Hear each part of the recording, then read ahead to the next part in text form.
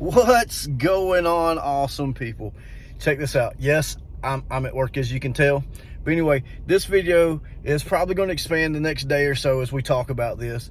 But 5 things that makes YouTube harder than you think. And this is from mine and Tony's perspective. Yes, you may see Tony in this, you may not, I don't know. Well, it just depends on how we get it filmed. Like right now, I'm at work, so let's film a section of it. Don't got nothing to do, I'm waiting on my load to get here, so let's film, right? Anyway, like I said, 5 things that makes YouTube harder than you think. Let's get into it. Number 1. Okay, actually, this is just the first one. This is no particular order, but, you know, whatever. And yes, I have notes. I normally don't do that kind of thing, but in this case, you know, I thought it was pretty important to do this because we're not new at YouTube. We've been doing it for a while and we're still growing. So yeah, we kind of schedule stuff, which we'll get to that. But we don't really take more than 1 take, 2 take kind of thing. We don't really cut a whole lot of stuff out, but that's just part of what we do, is because at the end of the day, we want to show people the real side of who we are. And just to introduce you, I'm Marcus. Obviously, Tony's not in this one yet, but Tony is my wife. And basically, we film whatever we get into, whatever kind of small adventures, along with food and coffee, because that's just what we love to do. And that brings me into the first topic. Finding your niche, your niche, the thing that you want to film, the thing that you want to film. And finding your target audience. And this is totally hers because I totally forgot to put this in the notes. So I give credit to Tony for this one because I would have forgot it. But yeah, you got to find what you want to film. You got to find what you want to do, and figure out what your target audience is. For us, we've played with that a bunch over the last 2 years. We've kind of stayed in the same realm, but we've either adapted and added or subtracted stuff. And that's going to be based on how you want to film, when you want to film, and all those good things. So the first one is finding your niche, however you say that. But the thing that you want to film and figuring out what your target audience is, that is going to be the first one. So, yeah. So for right now, I'm going to see what's going on, and we'll pick you back up here in a little while. All right, the next one, number 2, planning and scheduling. And here's the thing, when we first started doing YouTube, I seriously thought I didn't have to plan anything, didn't have to schedule anything. I thought we'd go about our normal daily lives and you can record. And don't get me wrong, you can do that. But at the same time, what you realize, especially if you go back to the number 1 and you start working with your niche, you kind of have to schedule stuff. You have to plan it. And for Tony and I, we both work full-time jobs, so we really got into planning and scheduling, especially me. And if you ask anybody that knows me personally, I'm a wing it kind of person, so it became a struggle for me. And the other aspect of planning and scheduling to make sure it fits your time, especially if you got a full-time job, and this is not the only thing that you do, is time and money. People do not realize how much time and effort it takes to YouTube. A lot. You know, when we first started, I was spending 40 hours a week on top of the job that I already have just to YouTube. Thankfully, now I've gotten a little better at it and whatnot, and I don't spend nearly as much time doing it, but it still takes up time and money. Let's be honest. It takes money to do anything these days, and you got to plan accordingly for this, because if you don't, you're going to spend money. I mean, regardless, you're going to spend money, but it just depends on how much you want to spend. You know, for Tony and I, we're blessed with what we've chose as our niche is stuff that we would normally do on the weekends anyway.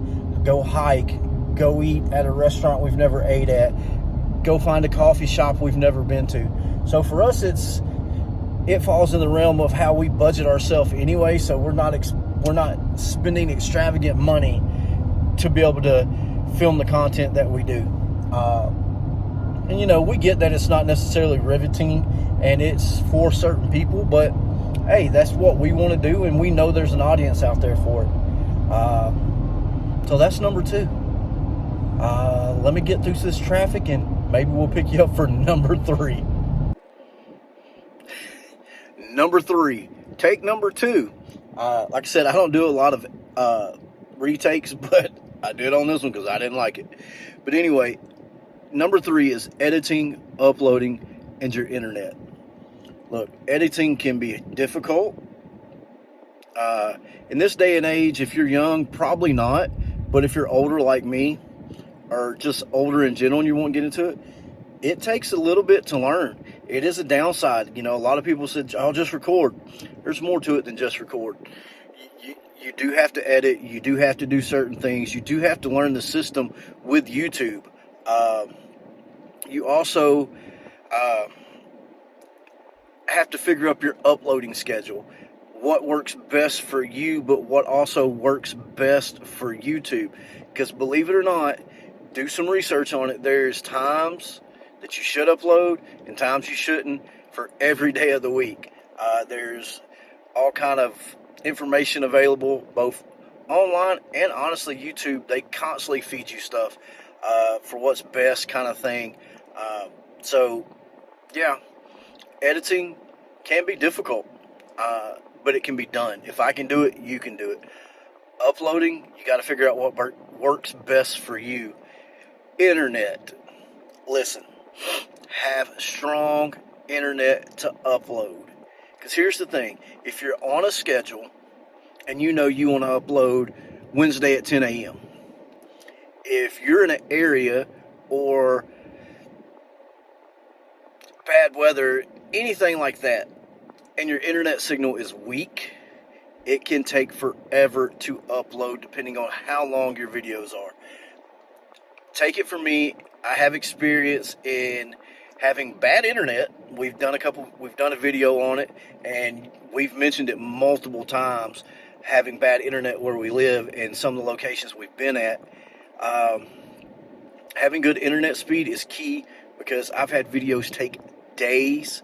I've had at least 1, maybe 2 videos take over a week to upload, just because when I started to upload, I was in a bad area, and it kind of stayed on that trend until it uploaded. I've even had to take videos down and re-upload them because they just wouldn't upload because of the internet. Maybe it's YouTube too, but that's neither here nor there. I have my thoughts sometimes. But anyway, that is step number 3. That is, why do I keep saying step? That is number 3. It's not a step, it's number 3. Number 3. But editing, uploading, and internet. Learn how to edit. Figure out your schedule to upload.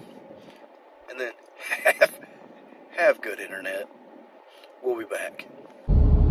Hey, everybody. Number 4. YouTube standards. Now, this is multi-layered, okay? First off, there's standards to reach certain levels of YouTube. Subscribers, watch hours, views on shorts, how many shorts you have to do, how many videos you have to upload. Now, with that being said, I will say this.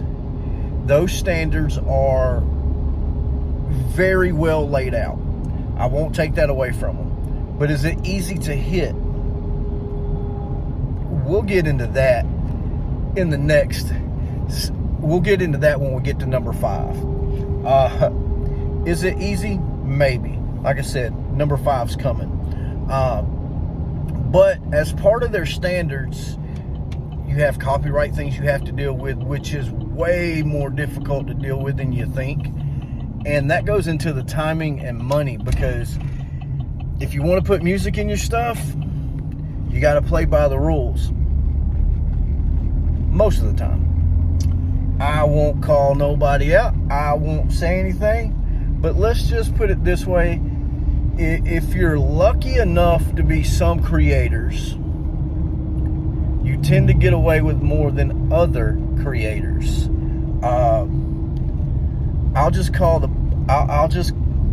I'll call it like I see it.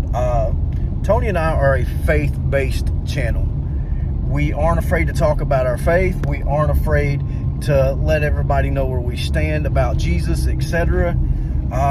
Let's just say sometimes uploads and or things that we do get uploaded may not get the same looks as something else. It may not get the same push as someone else. I'm not saying that to be true or not, but it definitely feels that way sometimes. I will say this: there are standards in the YouTube about language, how things are said and done, and how they're directed. There are things. Let's just call the pot. This is the kettle calling the pot black. Okay. Things like nudity, or how close you get to it, how scandalous things can be. People push the line, and every now and then YouTube will say something. I don't know, but I can tell you this much: the more skin you show, sometimes the more views you get. Nah. But anyway, they do have standards. It does make it more difficult than you think. And sometimes those standards are harder to get, especially when it comes to your subscribers. But anyway, we'll pick you back up for number 5 here in just a bit. Number 5. And this is a hard one. Honestly, because I could make an entire 10, 15, 20, 30-minute video on it. And I do apologize ahead of time here at the end that Tony is not in this one. That was not the plan, but let's just say my work schedule this week has not lined up at all for Tony and I to get to see a lot of each other. But with that being said, let's get into number 5. Support. On YouTube's end, their support is fairly good. If you need help, they have avenues to get help. They have classes to teach you how to do a lot of this stuff. No knock on YouTube there. The support I'm talking about is from friends, family, and acquaintances. Tony and I have been blessed that we do have a fair share of people that have supported us as we started this journey. And to you guys that made it all the way to this end of this video, from the bottom of mine and Tony's heart, thank you so much for the support. Whew. When there was times that we were ready to quit, you stayed on us, you stayed there, and you stayed behind us. You kept us motivated when honestly, we were tired. We thank y'all. We love y'all. But back to the support. It's like a small business. YouTube is like a small business. It can develop into something major, large, and make you money. That's not why Tony and I do it.